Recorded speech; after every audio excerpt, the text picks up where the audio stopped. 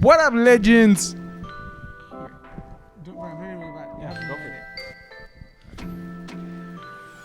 What up, legends? Welcome back to the 5th episode. As I promised, I'm interviewing today Gideon Perez. I feel like the people from high school that are doing you the can't even the say news. my last name is Spanish. It's Perez. You can't even say it. I feel like those This kids guy. from high school that are doing like a fake news reporting. Pretty amazing.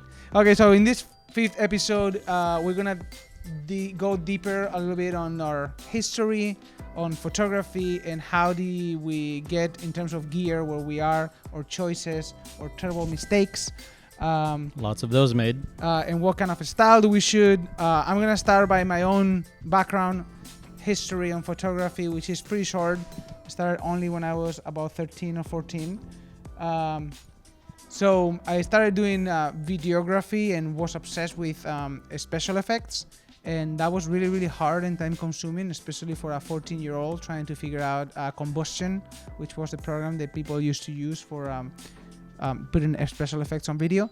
So I decided to start trying to do it first in photography and then pass to video, but that transition never happened. I stayed with photography after I started to figure out a little bit of Photoshop, and I know the photography world was deep enough for me to dig in, then passing to video. I'm just starting doing video now. What about you, Gideon? Give us a little bit of introduction of yourself. So my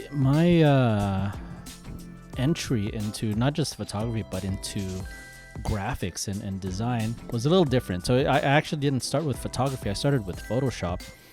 And the main reason was actually AOL chat rooms. So that's gonna tell you how old I am. Scammer!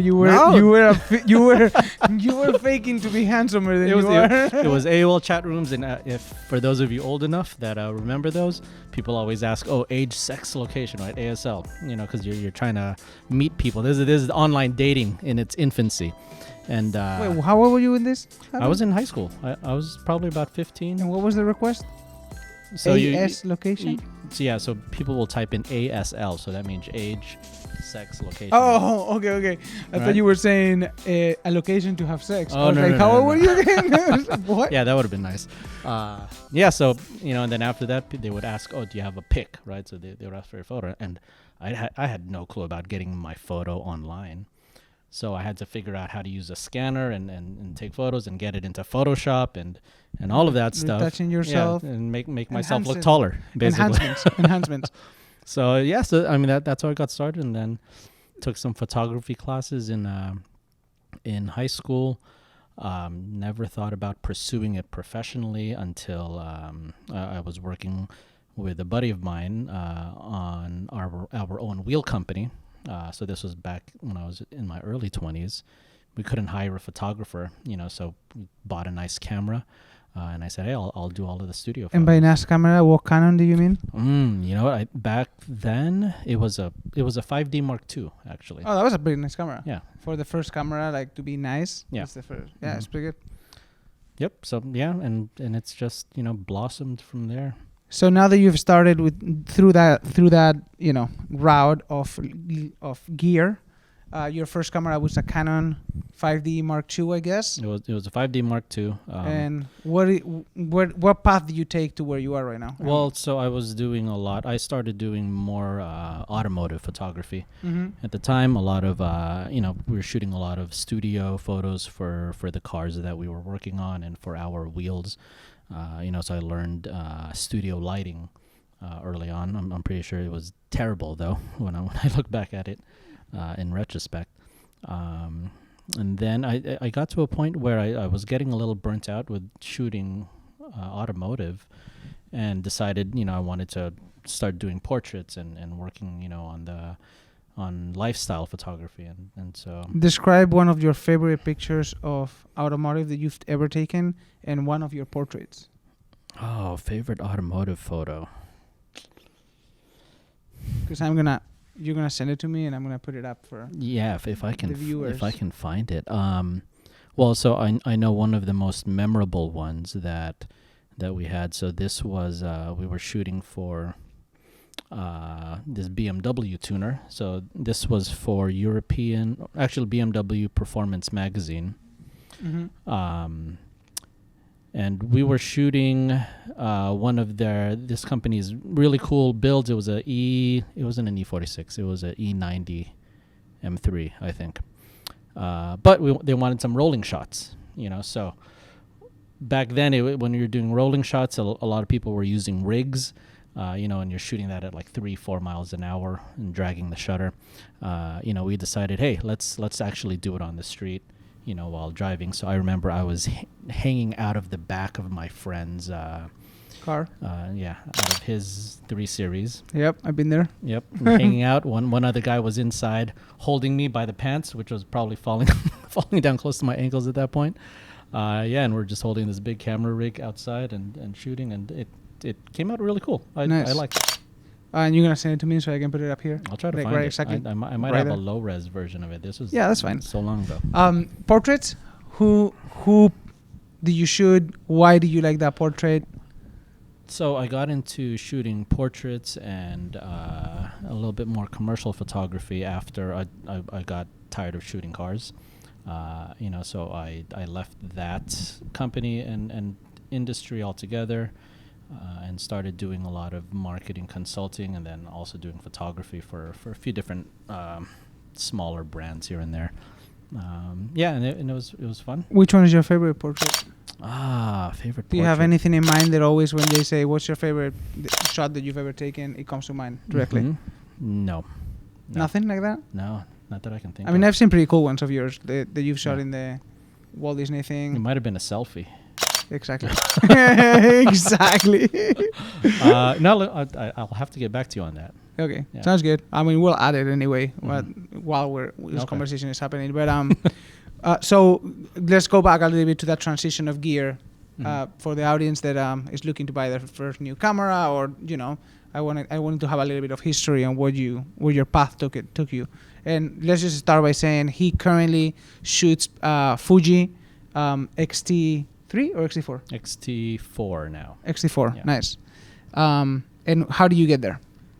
So as I mentioned earlier, my first real, pro or prosumer camera was the Canon. So it was 5D Mark II. I stayed within the Canon ecosphere for probably at least 7 years or so. But during that time, I also picked up it was the Fuji X100. So it's when they first launched The transition camera. that line. That was the transition one, yeah, and that one I carried around with me everywhere, because it was small, mirrorless, and it was just a fixed lens on it, so it was easy to bring. 35 f2. That's Yeah. the one. Yep. Yeah. Yep. And I fell in love with the style of the Fuji. I liked a lot of the manual controls. And if I'm being honest, I like the hipster look of the camera. I'm sure. Yeah. I mean, you know what? The weight of the Canon. I'm gonna interrupt right there just because until that moment we have shared the same path. Mm-hmm. My first camera that was I think I had like old Rebel Canon at the beginning. I don't know. It was like a 1000D or something like that existed back then. It's like we're talking about 20 years ago. And then I passed to the 7D. And then I jump into the 5D Mark II and then Mark IV, I think it was. Okay. And right when I got married, I went on a honeymoon, and that was always the question mark, right? What lens do I take with me? Because Canon lenses are pretty big, and the body is not small. And also to feel yourself more professional, you usually put that fucking double grip situation that makes the body even bigger. It makes it a huge square that you have to carry around. And I was on my honeymoon. I went to Japan, and I was carrying this Canon with a massive lens hanging from my neck everywhere. So my neck started hurting, and I was like, I don't know how long can I walk with this thing carrying my neck. And also I'm in Japan. So I visited a few. If you're going to be anywhere, though, and look normal with a big camera, that's the place. Right. But also I was there. So Fuji was an amazing place to buy a Fuji. Mm-hmm. And I already had in the back of my head watching YouTube videos, unboxings and all that stuff of the X100. Yep. And it just happened that year the X100S was released. And so I went to a camera store in Japan, in Tokyo, and I got the X100S there. I still have it. I used it a lot, but You still have it, though. oh yeah, I still have it. Oh, shit. I don't sell shit. I'm a terrible seller. I'm a great buyer, Okay. terrible seller. So that's when I start. This is the first time that I shot a mirrorless, and that kind of changed my life completely.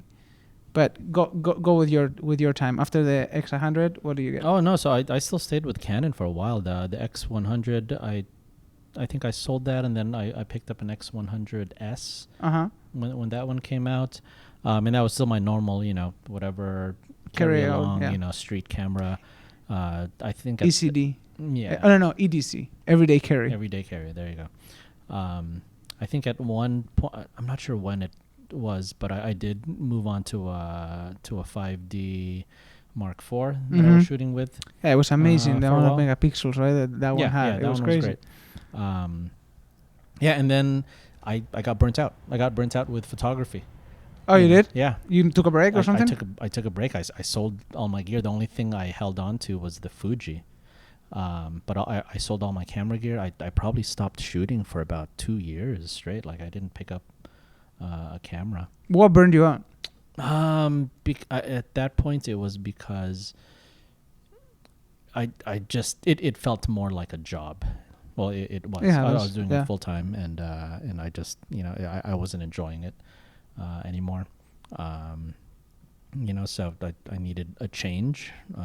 Which I did. I got back into working. In corporate world on design. The design and creative side, so which was great. And it wasn't until the pandemic hit that that you started picking up again? Picked up a camera again. Holy shit! Yeah, I thought that you had been like for a long time. No. I took like probably a solid 2 to 3 year break from shooting. And then when the pandemic hit, I had nothing to do. Right. We were in quarantine, and was it social distancing? Was that the term? Yeah. Social distancing. And so that's when I got back into motorcycles. Started riding more regularly again. I thought to myself, hey, why don't I go, take my camera and tripod with me and shoot while I'm out there and do something. And that was 2 years ago. So this is a perfect, break for you guys to go visit his Instagram. The name is The Moto Creative, and you can see and scroll down all the way because you'll see what you can achieve in 2 years. Because I had no idea that you actually started shooting that account pretty much. Yep. During the pandemic, which has been like 2 years and a half, maybe. March or like June 2020. Was when I that's started incredible. That account. So you guys scroll that account to see the amount of shots that he's been able to shoot in this little time. Because at the end of the day, we pretty much, I call it the blip, because it's kind of like in Avengers when they steal you 5 years, then nobody really did anything. That's a good call. Yeah. So look at his photography in that account. And what is your personal one that you post the portrait sometimes? My personal one, which I don't update as much these days, is Gideon Perez. So it's just my first and last name. Oh yeah, right. That's it. That was hard to find, right? To lock down that account, Gideon Perez. That's it. Nice. What else did we get on our agenda? Well, what about you? After I sorry about that. Well, let's hear about your journey. I don't think I've actually heard all of this. My brain disconnects. So after the Fuji X100S, which pretty much changed my life because I realized in what a small package can you carry such a big, specs of camera. I hear that all the time. Exactly. I found the Sony World. I actually bought a Fuji XE1 for my wife, and she really liked that one too. And I think it was a great combination with the 23 1.4. She really liked that combination. Yep. Mm-hmm.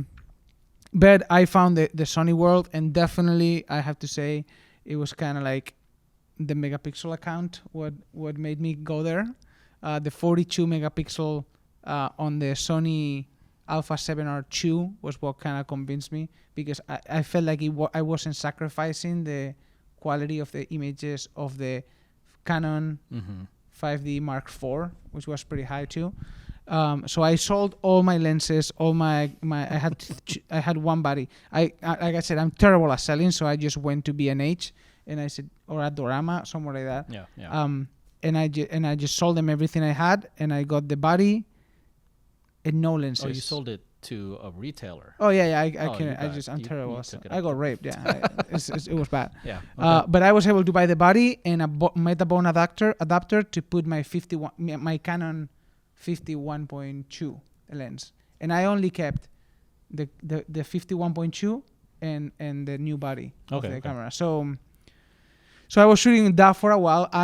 I've been always a 50 millimeter person. Now I'm starting to love wider, just because of Leica. But other than that, I shot that for a while. He's name dropping his fancy cameras over here. No. I'm just saying. We're talking, to the rest of the time, right?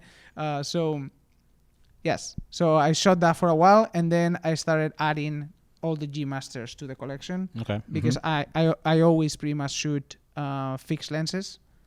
So I got the 24, 35, 50, 85, and now I just got the 135 all fixed and the lowest aperture as possible. You know that. Yep, always wide open for this guy. Always wide open, the way I like it. Yeah, no, it's because of you. So for those of you that don't know, Jaime and I will go ride and shoot together all the time, right? Just to make it a little bit easier, and then we'll swap files so we can edit it our own way, because we're very particular about how our feeds, our Instagram feeds look. So so we swap raw files, and which by the way, you're pretty much the only person who I do it with. Yeah. So we're special. We're rollovers.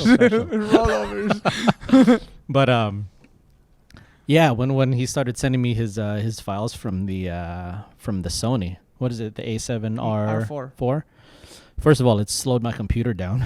Yes, and hard drives get smaller with one download. It filled up real fast,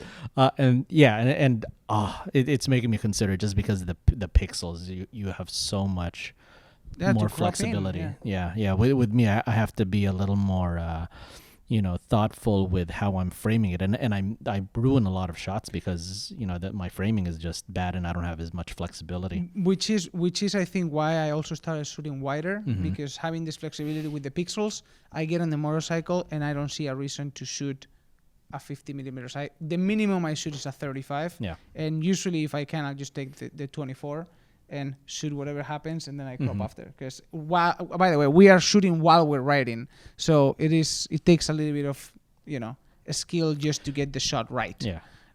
If people are on focus, and what we're trying to do is movement on the ground and person on focus, if that happens already, just pretty much a miracle.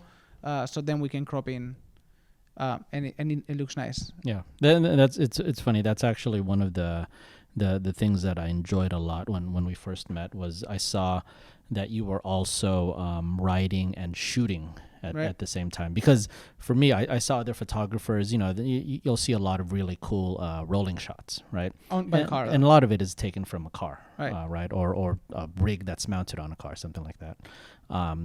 That's doable. And I'm not going to say it's easy, because, there's a lot of photographers that do that and they kill it. It looks amazing. Yep.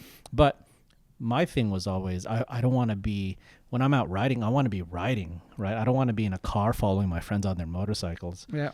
So I had to figure out, okay, what's a system that I can use to take these rolling shots, and still create like a really good photo. Right, and I didn't have cruise control on my bike, so I had to get one of those. Yes, things. Right. That changed my life. Honestly, when I had I had a Softail that didn't have it. I still was shooting, but not as much as I was doing. I was doing later when I got the Lowrider S, and that had cruise control. That kind of like changed the game completely. Yeah. Because I kind of like put the bike always at 65 miles an hour, and bring down the shutter speed at 125, and the rest of the settings you adapt for the lighting of that day. But shooting while riding is definitely an advantage. And that we go riding sometimes, and at the end of the day, I disconnect my brain so much when I'm riding that at the end of the day I tell Gideon, oh shit, we haven't shooted one picture today.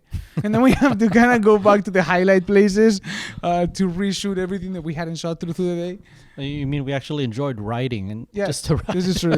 That's exactly what it is. And also we're chatting on the Cena stuff, and we kind of forget that we have to shoot. We're not chatting. This just this guy talking shit and me not understanding what he's saying half the time. And singing. And singing.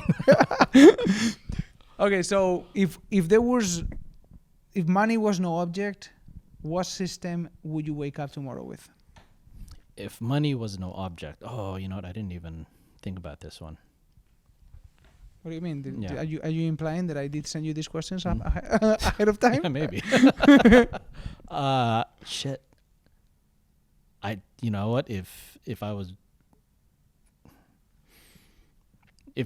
money was really no object, I'd be riding around with a full crew that has lighting and a support vehicle, and they'll be carrying my a medium format That's with me. fair. That's fair. No, but I think I would probably it's probably gonna be the Sony.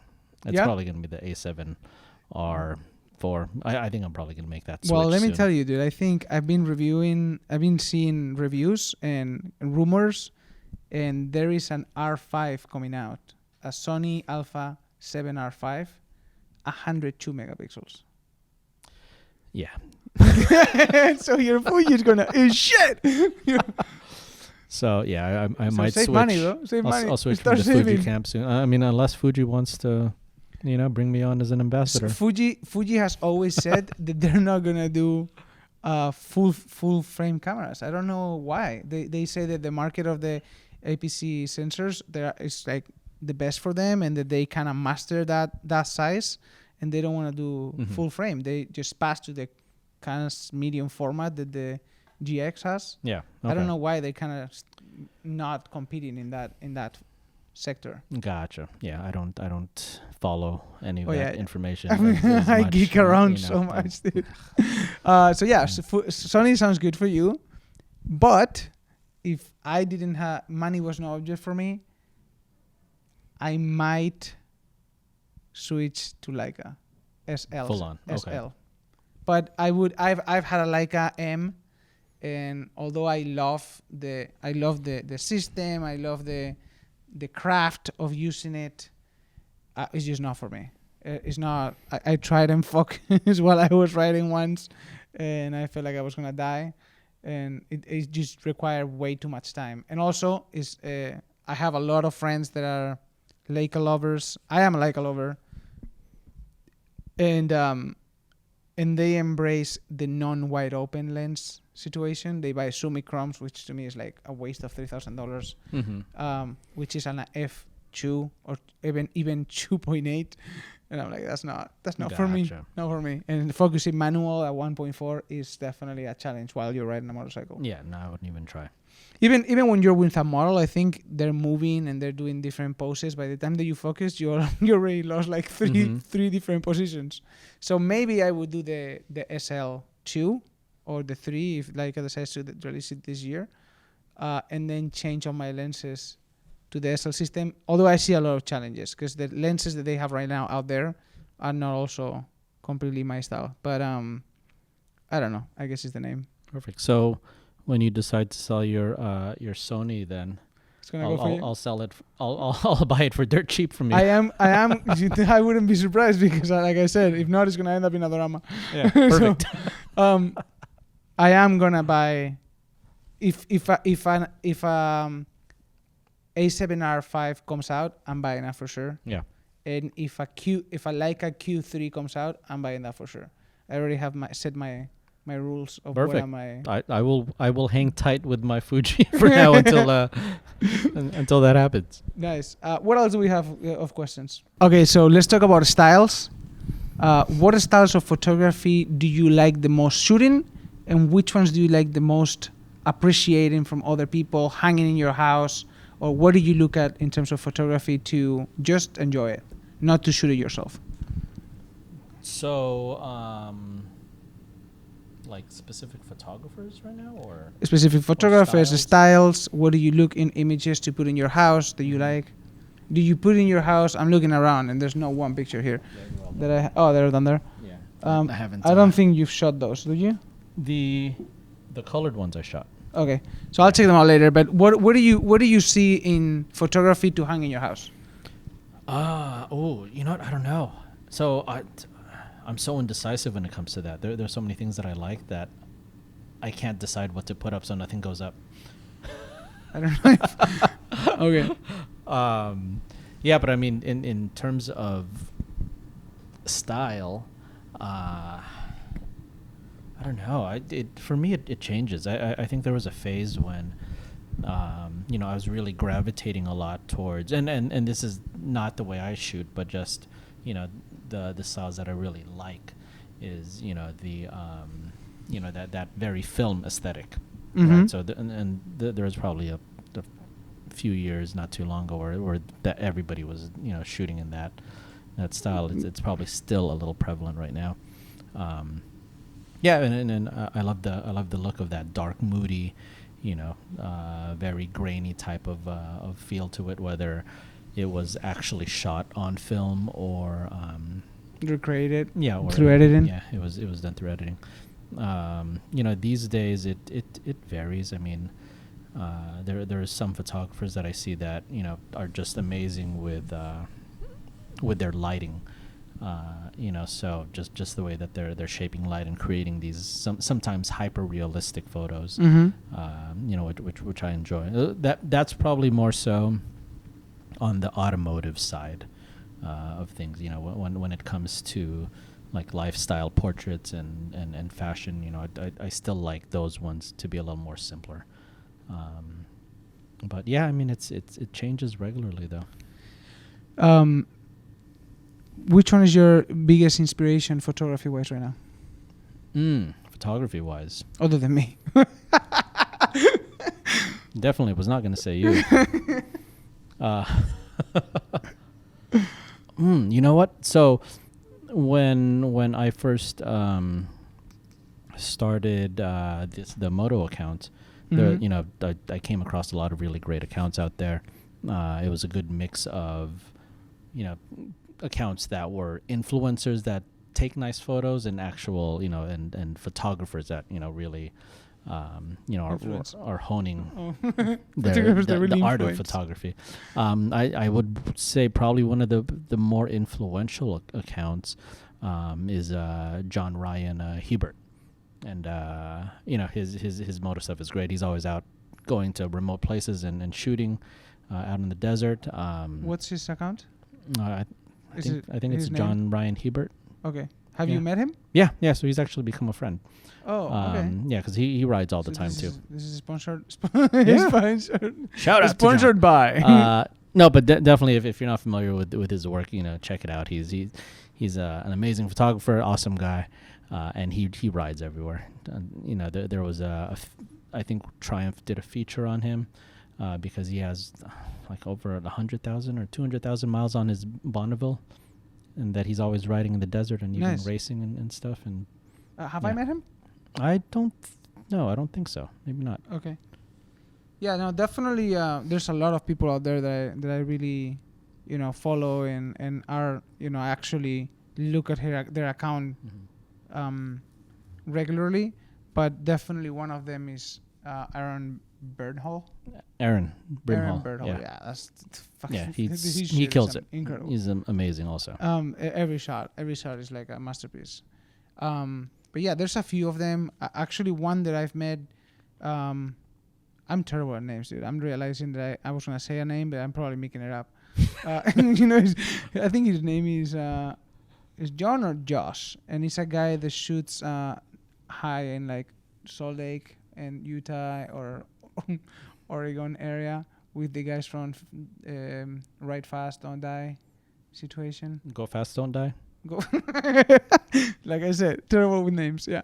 Or he shot for them, and that's how I met him. Okay. And well, anyway, I'll link it. Obviously, I'll link a couple of pictures of him too, so you guys can see what account I'm talking about. But yeah, that guy also, you can see. I really enjoy to see the progression of people getting better with effort and time. Oh yeah, what do you think about street photography? Do you enjoy street photography? Do you do it ever? So I tried getting into that. I think there was a period of time where I spent, days at a time just hanging out in downtown LA and walking around and trying to do the whole street photography thing. And I realized I sucked at it. Did you though? Or you were not in New York City? Oh, no. I would say the part of the reason I realized I sucked at it was because I was too shy to be taking photos of random strangers. Yeah. Without permission. And then I was too shy to ask for permission to take photos. So eventually I just had a lot of photos of my feet and buildings. LA is a weird place for street photography. Is it? Okay. I think we should probably do a trip to New York City and do one day of shooting in the street. Why do you say it's weird or different? Because LA doesn't have too many people walking in the street. Mm-hmm. And if the ones that you see, 90% of them are homeless. So you end up with a whole portfolio of homeless people. Gotcha. Mm-hmm. And you don't get genuine reactions. They're struggling, so you don't get that genuine day-to-day reactions of their common day. Is always kind of like a struggle image. So you get in a lot of struggle images, which are impactful, and for people that don't see your feed or your portfolio, quote unquote, might seem okay, but you end up kind of absorbing a little bit of that, I think. And it kind of frustrated me a little bit. And one of our next episodes is going to be shooting street photography in downtown LA. So you'll see that you end up with good shots, but it's all, homeless people in bad situations. And that's kind of what makes it appealing, because it's reality. But I like to, I mentioned on the episode 3 in New York City shooting street photography, that the part that I like of shooting a street is you're kind of capturing moments, you're keeping people alive, and I like to see that life in their expression and their day-to-day, and something that seems mundane turning into an image that is appealing, while in street photography in downtown LA is really hard, man. I feel like also you might get into trouble at any moment, and it's pretty much bad trouble. Yeah, it's tough. It's definitely tough. I mean, I could see the point there in terms of, especially if you're trying to capture, a wider range of different stories through street photography. I could see that being a little bit more of a challenge. Out here, or maybe you just suck. Definitely, I might just suck. That's always on the table. Always on the table. Let's talk about editing. Yep. How do you? What programs do you use, and what is your technique? You open an image, and what's your process? So I download the photo from my camera onto my phone, or from my Dropbox, or from yours. Yep. And then I put it into Instagram, and I find a filter. Ludlow. Right? Is that it? Ludlow? I don't even remember. No. So So with my editing, I'm very much in the Adobe. Adobe sphere of software. I've thought about switching over to Capture One. I haven't played around with it enough. So I'm still very much in Lightroom. So I'll usually start off in Lightroom, to pick out and catalog and flag all of the favorites.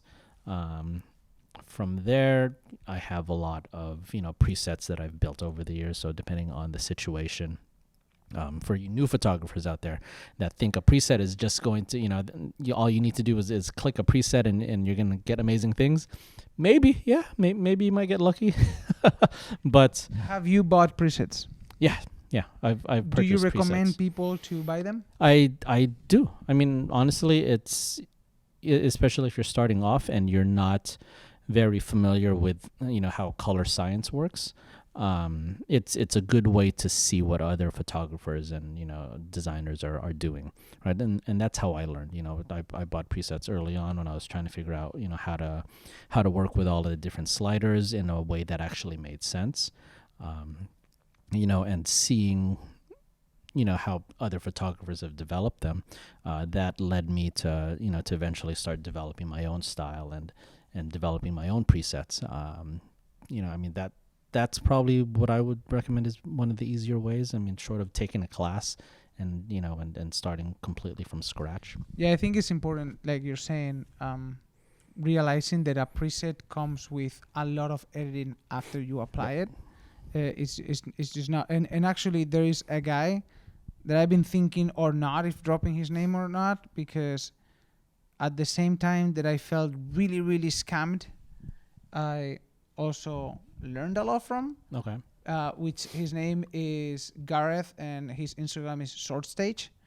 I bought his preset and I got super pissed because I actually didn't like the colors that I applied, and it's expensive. It's expensive bundle, I would say.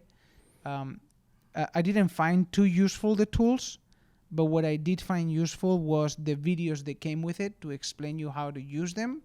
The after product that you got with that, I didn't love that much, but it did give me an amazing understanding of how to create your own, right? So after I watched that and saw how he used the values and the curves and all that stuff to create your own preset, that's kind of what I did. I started creating, like you're saying, I created my own presets depending on the light conditions and stuff. There's not been one instance yet where I can apply a preset and the picture is done.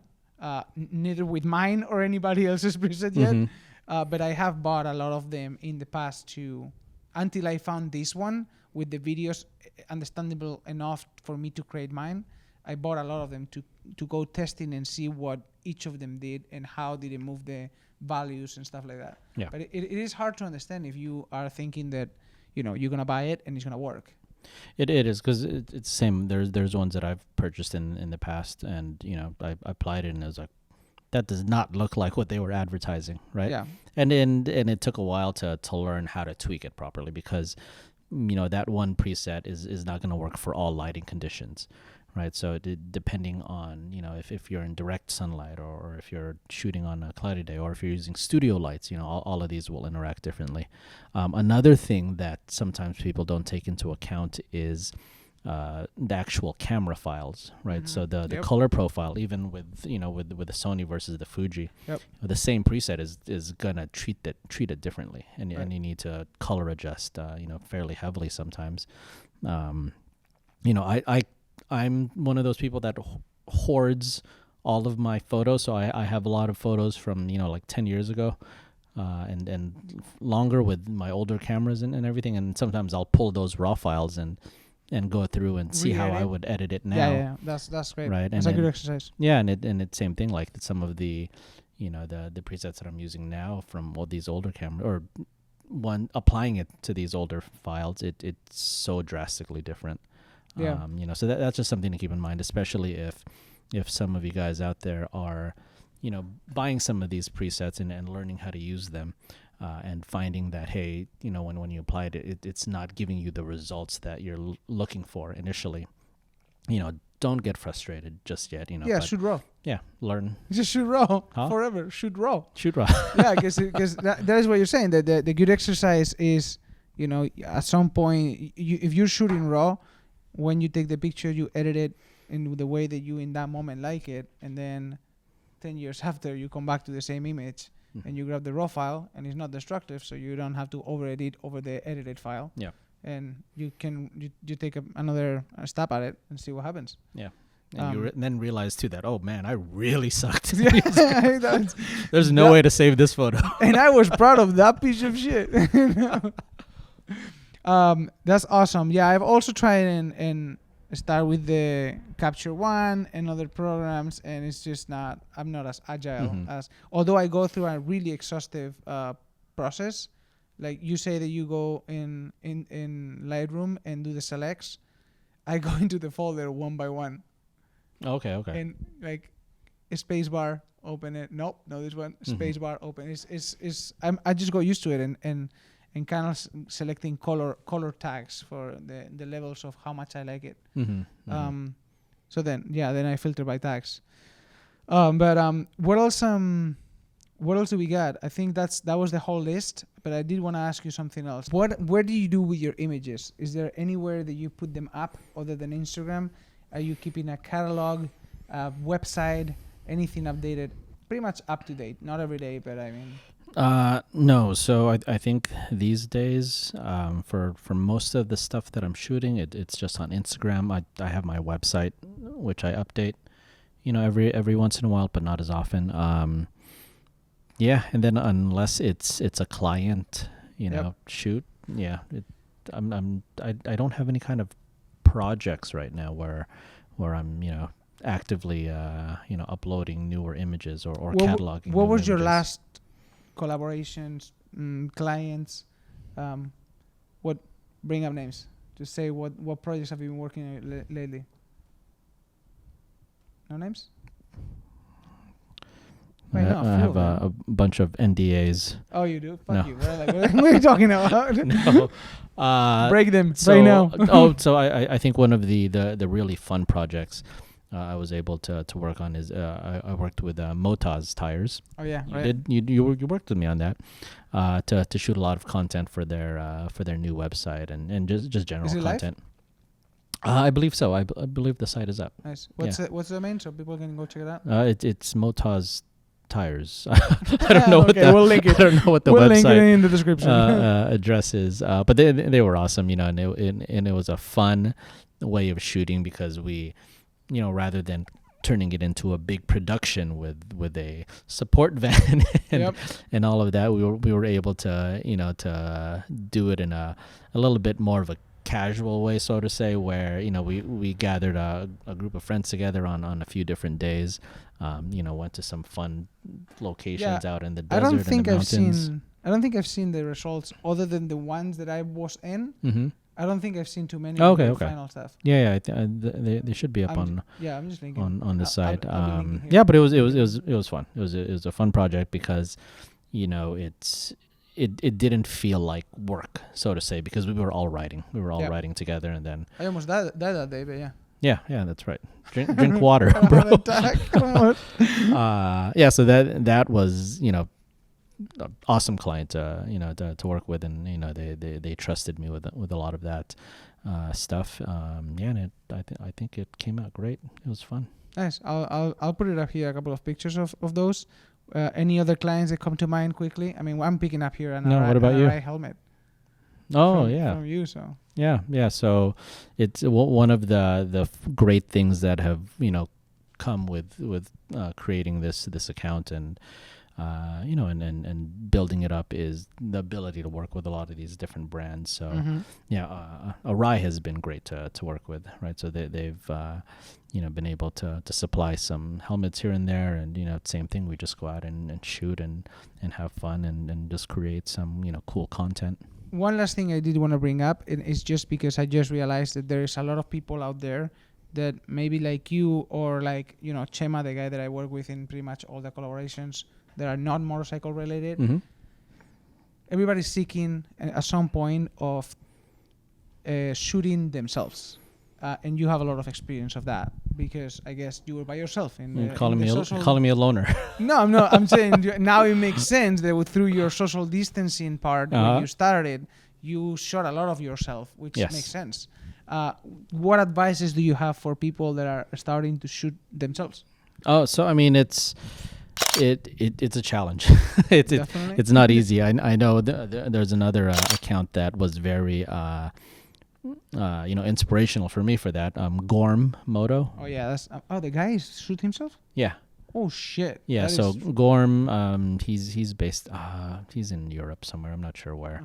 But his tagline on there is one man army.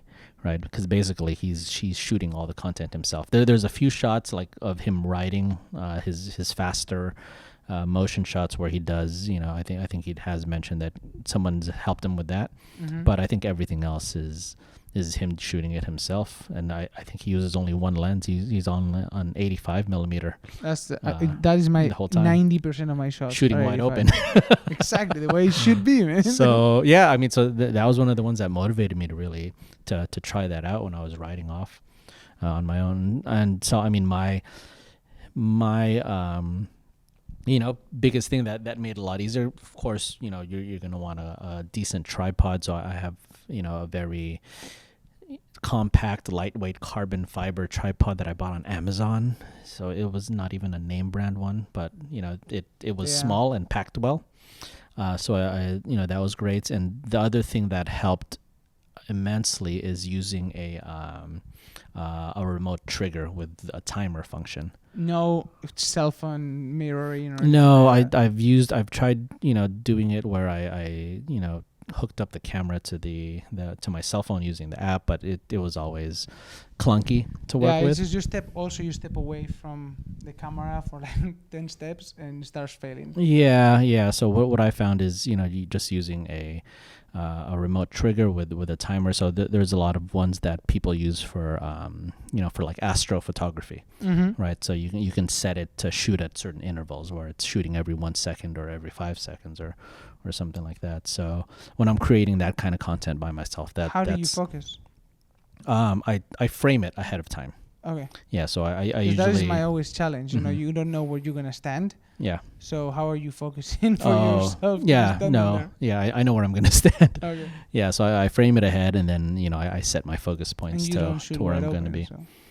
When I shoot that, I do. Oh, you do? Yeah. Nice. Yeah. When I'm shooting action stuff, I'm not, because I have less room for error. And to be honest, the autofocus on the XT-4 isn't as precise as You'll be fine the with Sony. Don't worry. You'll be fine with the Sony. So I shoot a little bit. I shoot a little bit wider to be able to capture motion as it's happening. Nice. Well, just now this is the time to say goodbye. Thank you so much for being here and for letting me take over your apartment for this interview and not a problem. Episode collab. Thanks for finally visiting. Yeah, of course. Can you repeat again your accounts, website, anything that people can find you on? Yeah. So my Instagram moto account is the Moto Creative. I don't know how creative that is. Super creative. And then otherwise you can find me at Gideon Perez or GideonPerez.com. That's my website. Awesome. What do you do for a living, by the way? And cut.